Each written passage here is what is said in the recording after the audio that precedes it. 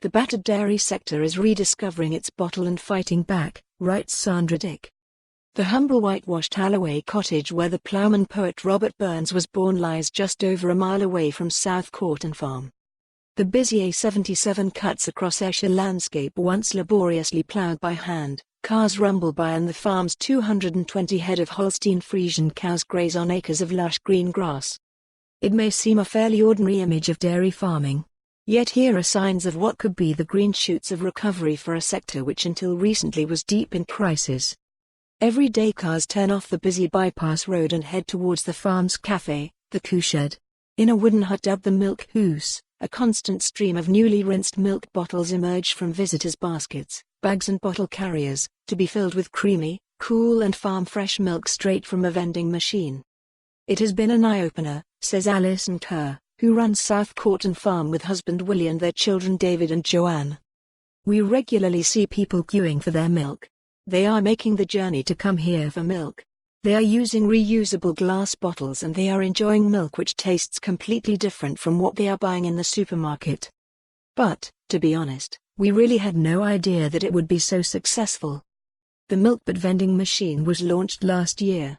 What may have started as something of a novelty addition to their thriving farm cafe, is now attracting hordes of visitors, many arriving specifically to try the kind of rich, full-fat, creamy milk their grandparents took for granted. Usually, they return time and again for refills. Part of its attraction, says Alison, is the milk's old-fashioned taste. The other is the chance to rewind time to when milk came in bottles, not plastic. It's non-homogenized pasteurized milk, so the cream settles on the top and it tastes so much better than the milk they are used to, she explains. People arrive with bottle carriers for 4 or 6 bottles. They are happily paying £1.50 a litre, which is more than they'd pay in the supermarkets. That has been the other surprising element.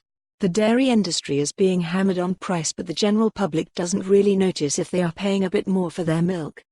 The Ayrshire farm is not the only one to have embraced a return to grassroots of milk supply.